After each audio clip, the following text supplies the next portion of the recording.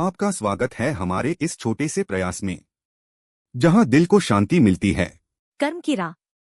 भगवद गीता से प्रेरित एक गांव की कहानी।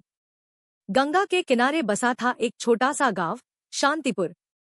नाम के अनुसार गांव शांत था, लेकिन लोगों के मनों में अक्सर अशांति रहती थी। इसी गांव में रहता था मोहन, एक साधारण किसान।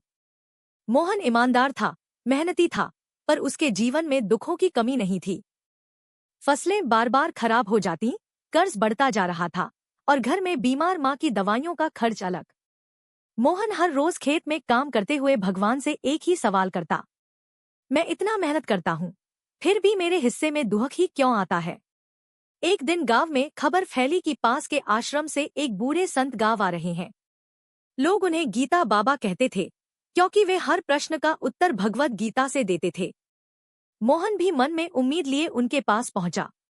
बाबा गांव के पीपल के पेड़ के नीचे बैठे थे। चेहरे पर अद्भुत शांति थी।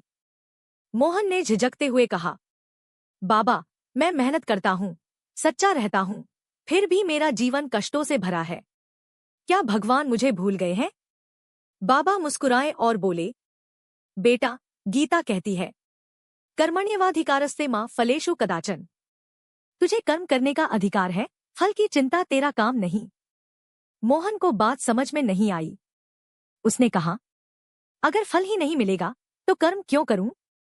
बाबा ने जमीन से एक बीज उठाया और कहा, यह बीज अगर आज बोया जाए तो क्या आज ही फल देगा?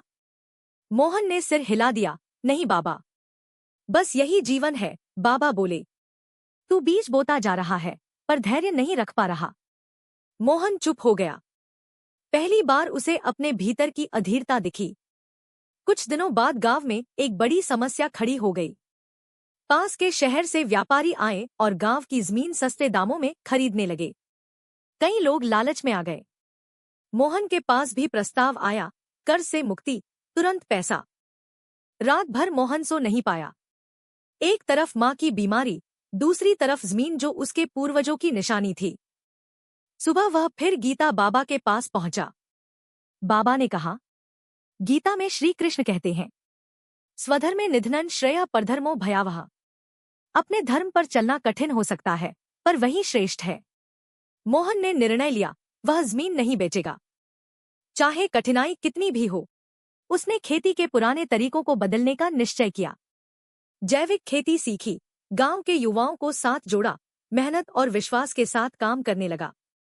पहले साल नुकसान हुआ, दूसरे साल भी ज्यादा फायदा नहीं हुआ, लेकिन तीसरे साल फसल लहलहा उठी।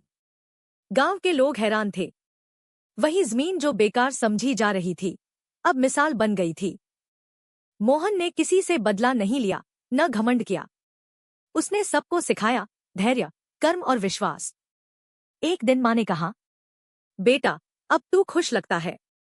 मोहन मुस्कुराया, हाँ माँ, क्योंकि अब मैं फल की चिंता नहीं करता। कुछ समय बाद गीता बाबा गांव छोड़कर चले गए। जाते जाते उन्होंने कहा, मोहन, आज तू दूसरों के लिए वही बन गया है जो कभी मैं तेरे लिए था। आज शांतिपुर गांव में मोहन की कहानी सुनाई जाती है। लोग कहते हैं, भगवद गीता कोई किताब नहीं, जीने की राह है। और सच में, जिसने कर्म को पूजा बना लिया, उसके जीवन में शांति खुद चली आती है। अगर इस वीडियो ने आपके दिल को जरा सी भी शांति दे, तो इसे लाइक, कमेंट और सब्सक्राइब करें और किसी उदास दिल